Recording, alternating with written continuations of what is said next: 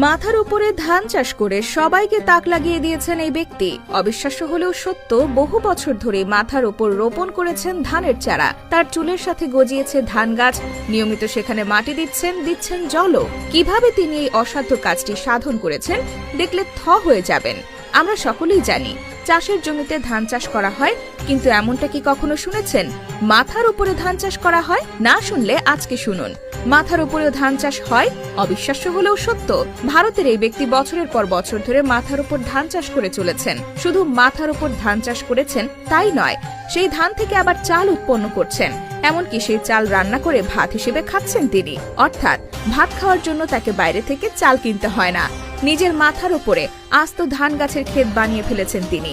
সেখানে নিয়মিত জল দিয়ে ধান গাছগুলোকে বড় করছেন। কিন্তু তিনি কিভাবে মাথার উপরে ধান গাছ চাষ করছেন?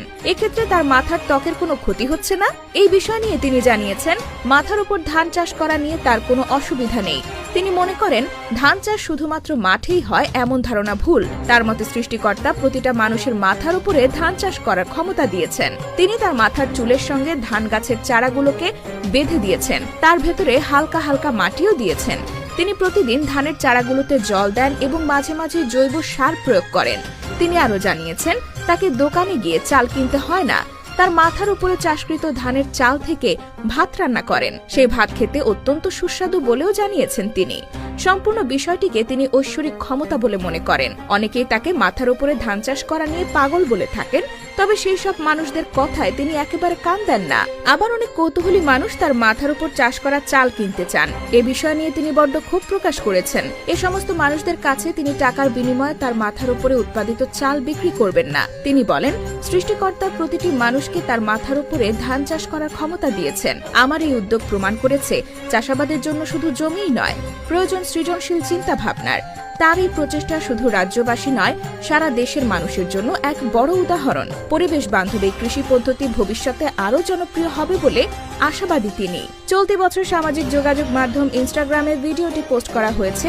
প্রকাশ পেলে মুহূর্তে ভিডিওটি ভাইরাল হয়ে যায়। ভাইরাল হওয়া ভিডিওটি সোশ্যাল মিডিয়া সাইট ইনস্টাগ্রামে 8 লাখেরও বেশি লাইক পেয়েছে। অন্যদিকে এখন পর্যন্ত ভিউ পেয়েছে 30 মিলিয়নেরও বেশি এবং অনেকেই কমেন্ট সেকশনে তাদের বিস্ময় প্রকাশ করেছেন। ভিডিওটি শেয়ার ও সেভ করেছেন অনেকে আবার সেটি ডাউনলোড করে নিজের অ্যাকাউন্টে পোস্টও করেছেন। এখন পর্যন্ত এই ব্যক্তির নাম পরিচয় কিছুই জানা যায়নি, তবে সামাজিক যোগাযোগ মাধ্যমে জানা যায় এই ব্যক্তির বাড়ি ভারতে। বন্ধুরা, এ বিষয়ে আপনাদের মতামত কি তা অবশ্যই কমেন্ট করে জানাবেন।